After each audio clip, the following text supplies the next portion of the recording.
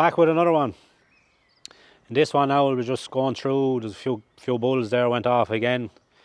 We'll be spreading a bit of fertiliser, and we'll let out the bull there with the heifers that we let out there last week, so just a bit of a talk on that there as well.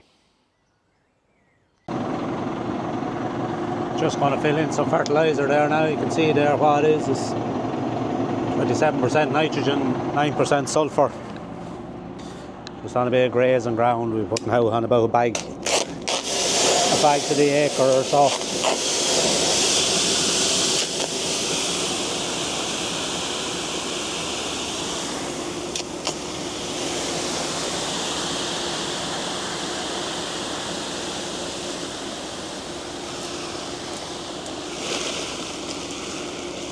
Just let in 2 bags, a ton, so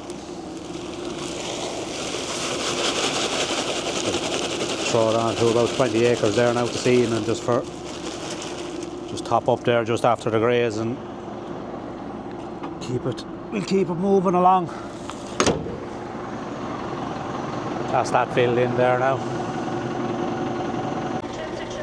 You can see there now on the spreader I've just put in 1036 according to this, and just enter to accept it.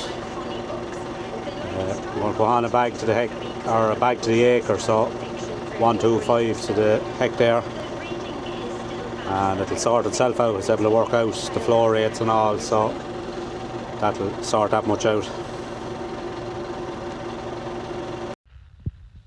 Just starting the headland round here now. You see there I'm 12 metres away from the ditch, probably travelling in the region of about 12 kilometres. Just setting up the AB line there as well, like A there to start, and you press the B there now, and that'll be the straight lines up and down the field.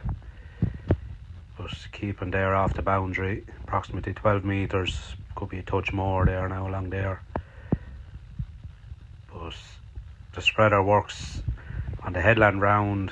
You just flick a button in the cab and this spins the discs backwards, so the fertiliser doesn't travel as far, and you just see it be just cutting off at the butt of the ditch, or very little had enter into the ditch anyway. Wouldn't be worth talking about what passed by. You'd see it there now. If you're standing there from time to time and someone else driving, you just feel it there in the bottoms of your legs. Good spreader, reasonably good spread to the ditch as well. Like you'd see it there in silage ground and that, like it'd be even. And there now I'm starting to do the runs up and down. You can see this fertiliser travelling different there at the back now. It'll be shooting out. It'll be, if you're standing now at the 24 metre mark, it'll be hitting you. Now the few bulls there that went down to Waterford there, I just have the sheets back on them there now, and the weights that I took myself there, and then what they killed out. So 4 bulls, 4 under 16 months. The first lad, 1952, he killed out a U plus 2 plus. As I weighed him here in the yard, he was 660. He was killed, or at cold weight then, was 433, which gives him a 65% kill out. Now, I don't know, he was the last lad that I weighed as well, so if there was a lad behind it, I'd say he might have been pushing on the crush or something and took some of the weight off it. It's first thing in the morning, probably nothing in his stomach maybe, but 65 seems fairly high. I never seen it before, but maybe, obviously, well, I trust the scales fairly well anyway, so that's what they're working out at there. 1952.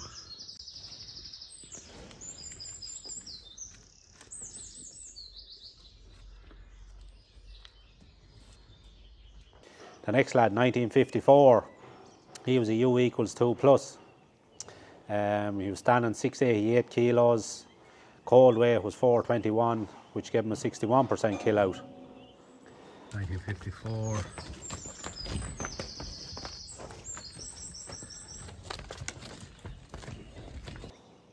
1956, a U plus 3 equals 684 here in the yard, 432 cold weight, which gives them a 63% kill out.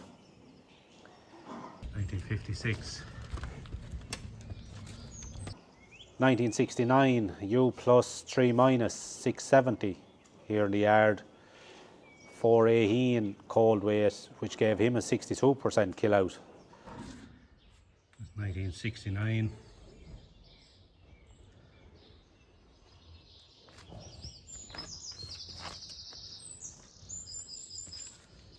So happy enough with the kill outs. Well, the first lad very happy with. I'd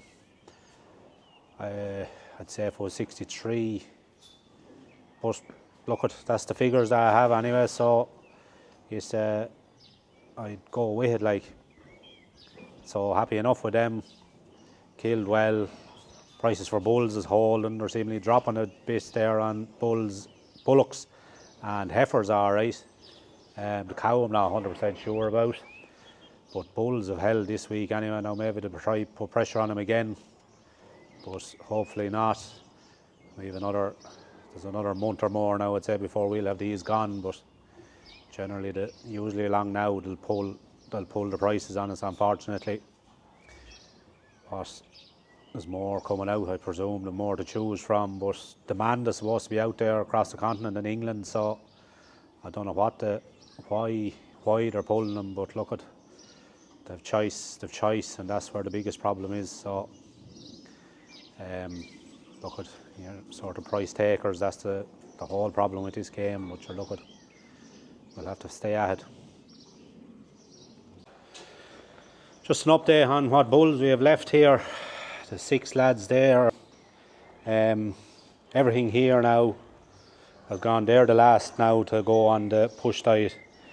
Everything now is on the push. So all these now are down. The pens has gone small. I'm probably thinking of letting a couple of pens here together, or make 2 pens out of it. Numbers are gone small there now, so just dividing up the mix. But look, it's working okay so far anyway. And the heifers here, then they're all on the push now as well. So the next couple of weeks, I'd say now, there should be the first batch of heifers going. We should have 7 or 8, I'd say, there now fit. There's just 26 there now left. So we should have them gone. Heifers now will be that bit slower, but definitely now, like we're the 11th of May, so look, May, June, July should have a lot of them tidied up now, but that's a while off anyway. But that's the update on them. We let out, there's a few lads we just let out there. There were heifers, the youngest of the heifers, and there was a couple of bulls. Three bulls.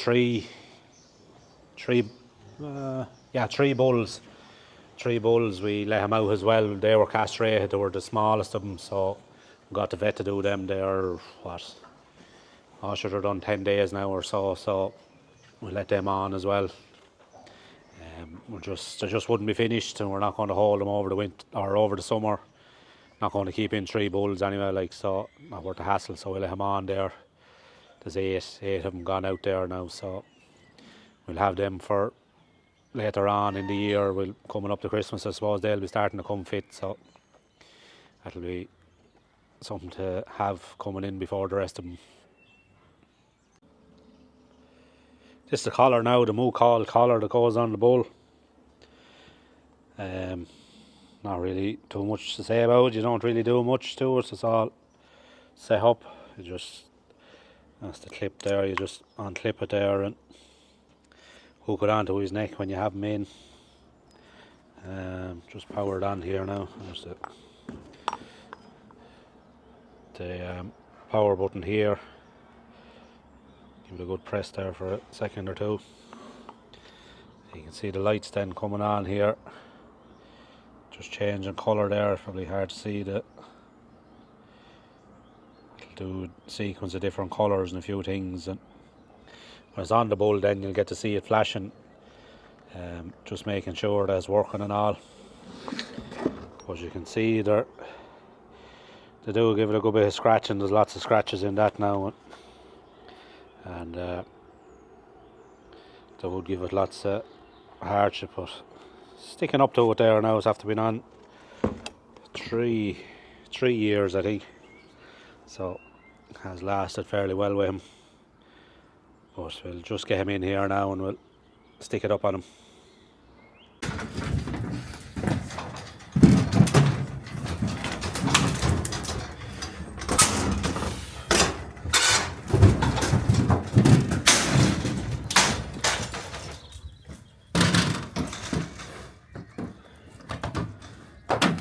Go on in there, go on. Go on.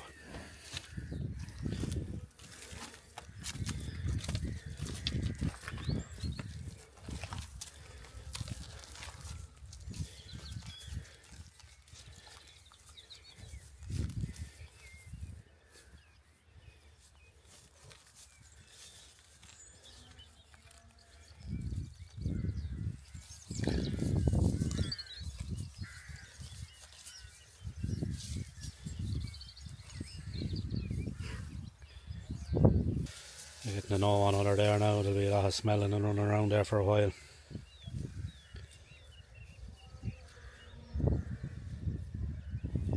But they're on a lot of grass there, probably a little bit too strong, but just the way the year is now, is the way it is. But you can see there the collar on his neck there now. You see it there now, the collar there doesn't cause him any great hassle or anything, so just throwing him a bit of meal there as well,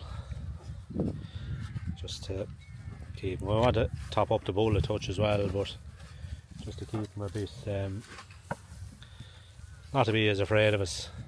Usually when they go out first they're a bit shy in themselves, so just to keep them that they'll come around a bit handier. Also, like them heifers, they were on a fair feeding in the shed as well, so just to keep them topped up along there, just not to be a complete change for them, especially now that they're only what, a week on today, so just to not to be a complete change to the system, so to give them every chance of holding. That's them there, just giving them a bit of a mix there, blend there anyway, and sure, that should keep them tipping along.